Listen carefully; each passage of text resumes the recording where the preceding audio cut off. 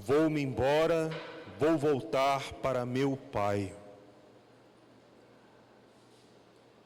O pecado não tem somente consequências pessoais, mas as consequências do pecado também acabam formando estruturas de pecado. As estruturas de pecado significariam que uma maneira de pensar, de viver, de ser e até de compreender a própria vida. E por vezes, sem perceber, nós somos influenciados por essas estruturas. Repito, não é só as consequências pessoais que nós sabemos, nossos pecados têm consequências sim em nossa vida, mas essas consequências formam uma estrutura no nosso mundo, formam uma estrutura na nossa sociedade, influenciando nossa maneira de pensar, de ser, de viver, de compreender a própria vida. E às vezes nem nos damos conta dessa influência. E essas influências da estrutura do pecado em nosso mundo acaba nos distanciando da nossa verdade. E por nos distanciar da nossa verdade, precisamos então sempre fazer este caminho de regressar, de voltar à casa do Pai, aonde encontramos a nossa verdade. O Evangelho, Jesus então nessa belíssima parábola, mais conhecida, com certeza uma das mais bonitas que Jesus nos conta então que este filho mais novo, o primeiro pedido dele: Pai, me dê a parte da herança que me cabe. E depois disso, depois de poucos dias, este filho juntou tudo e foi para um lugar distante. A primeira influência, que podemos assim dizer, dessa estrutura de pecado no mundo, que tenta moldar a nossa vida, moldar a nossa maneira de pensar e de ser, é nos fazer acreditar que podemos nos realizar sozinhos, que podemos nos realizar por si mesmos, que podemos nos realizar independente de tudo e de todos, que podemos então cortar qualquer vínculo ou comunhão com alguém ou com algo, porque, Pai, dê-me a parte da herança que me cabe e eu vou realizar a minha vida. Eu vou realizar a minha vida e ir para um lugar distante. Essa falsa ideia de que podemos realizar a nossa vida por si mesmo nos faz justamente ir para este lugar distante, um lugar que não tem nome. Um lugar que não tem nome porque é o lugar do deslocamento. Nós ficamos deslocados. É o lugar do não lugar, porque não tem vínculo com nada e com ninguém. Este lugar distante acaba sendo o lugar do relativismo, do isolamento, do egoísmo, do individualismo, da indiferença. E aí não é possível realizar a vida. Este lugar distante é a falsa ideia então que podemos sim, uma independência, uma certa liberdade livre, independente de tudo e todos, e aí se fazer como pessoa, e não acontece. Porque o lugar distante, repito, não tem nem identidade, não tem nem nome, porque na falta de vínculo, na falta de comunhão, na falta de relação, é um lugar nenhum. O lugar distante é um lugar nenhum. E essa cultura da indiferença, do individualismo, essa cultura do relativismo, é uma estrutura que está aí e que tenta moldar nossas vidas, que tenta influenciar as nossas vidas, que nos faz questionar os nossos vínculos, família, valores, religião, que nos faz até pensar, vale a pena? Eu posso viver a minha vida sem ter essas coisas. Eu posso viver a minha vida sem ter essas pessoas. Eu posso realizar a minha vida sem ter determinados vínculos.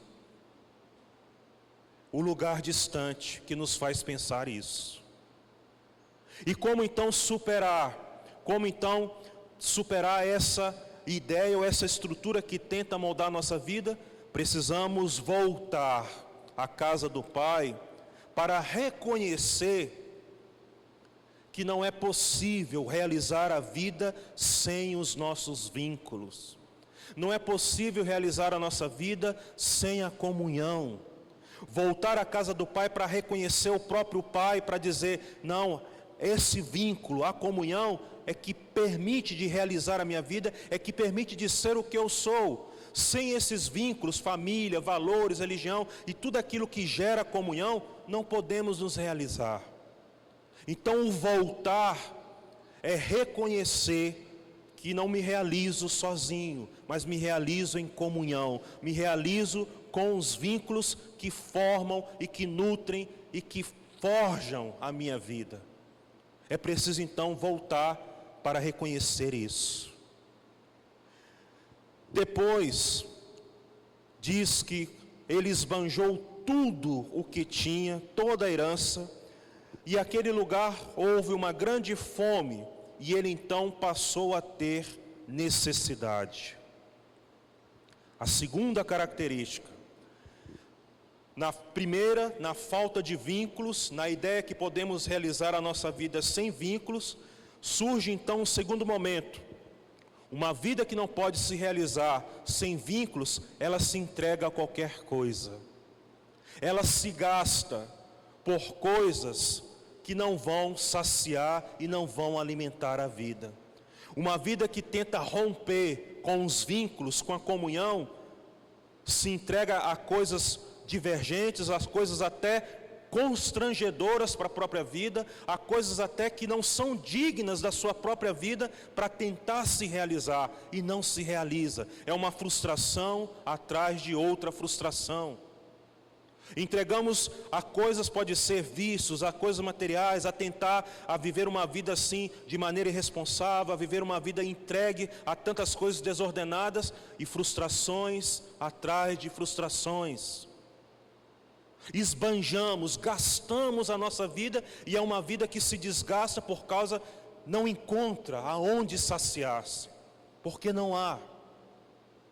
E aí então gera uma necessidade sempre maior. Uma necessidade sempre maior de tentar realizar a vida com coisas, de tentar realizar a vida com aquilo que não combina, com aquilo que é contraditório à própria dignidade da vida. Chega até o ponto então, como a parábola Jesus nos conta, de o rapaz querer comer junto com os porcos. De tanto buscar atender uma necessidade no lugar que não atende, nós até chegamos ao ponto de identificar com aquilo que realmente não é digno da vida de um homem e de uma mulher. E aí então, é preciso também mais uma vez voltar à casa do Pai, porque na casa do Pai, como a parábola vai dizer, há um banquete que o Pai prepara. O pai prepara um banquete e manda sacrificar um novilho gordo, para dizer que aquilo que sacia a nossa vida, aquilo que realmente atende à necessidade da nossa vida, é o banquete do amor, que o Pai prepara.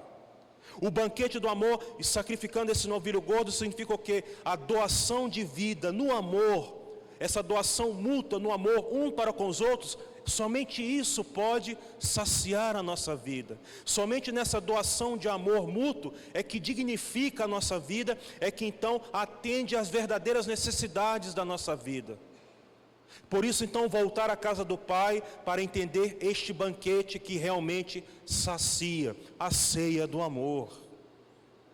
E muitas vezes queremos negar esta ceia, este banquete que exige doação, que exige sacrifício, tentando alimentar-se ou saciar-se com aquilo que nunca irá saciar.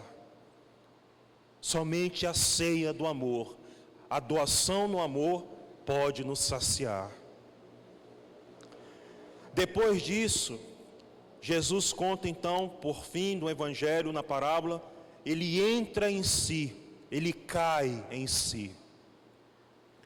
Voltar para a casa do Pai, para reconhecer a nossa verdade, para superar e vencer e enfrentar as influências da estrutura do pecado, é também um voltar-se para si mesmo. Esse voltar-se para si mesmo é encontrar-se com a nossa verdade mais profunda. Essa verdade que nós podemos manchar, que nós podemos ignorar, que nós podemos machucar, feri-la, mas ela permanece sempre. Voltar para a casa do Pai, então, olhar para dentro de si com profundidade e reconhecer a nossa verdade, que é a verdade, a dignidade de filhos e filhas de Deus.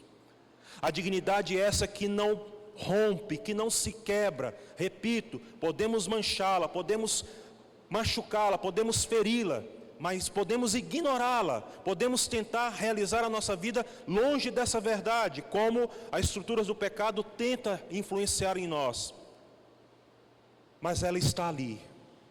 E quando então voltamos para essa verdade, quando então entramos, caímos dentro dessa verdade, encontramos o Pai. Reconhecer-se como filho, reconhecer-se como filha, é encontrar-se com o Pai. E não importa a distância que nós andamos, não importa aquilo que nós fazemos, como o Evangelho diz, o Pai vem correndo ao nosso encontro, nos abraça e nos beija. Reconhecer-se como filho, encontra-se com o Pai. E o Pai só espera isso. O Pai não está esperando aqui, como a parábola conta de maneira bonita, uma confissão dos pecados. O Pai só está esperando que o filho se reconheça como filho. E é isso que importa. E até mesmo o filho mais velho que está dentro da casa precisa se reconhecer como filho, porque ele também, mesmo estando dentro da casa do pai, mesmo trabalhando, mesmo sendo obediente, mesmo cumprindo com todas as ordens, mas ele vê o pai como um patrão. E o filho, ele se vê como um empregado obediente às ordens do pai e trabalhador do pai.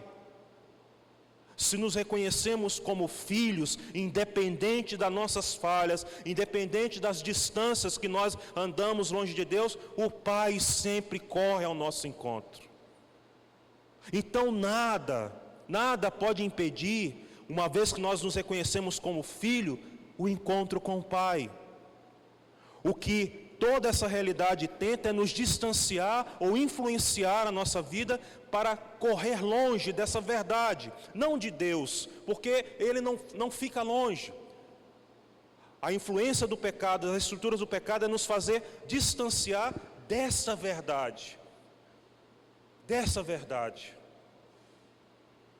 Não olhar essa verdade.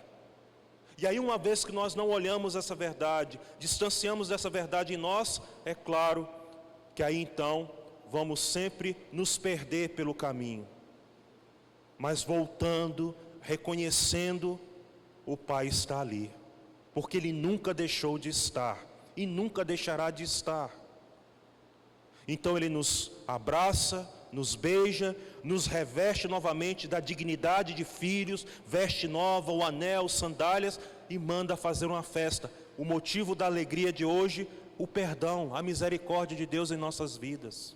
O motivo da alegria de hoje.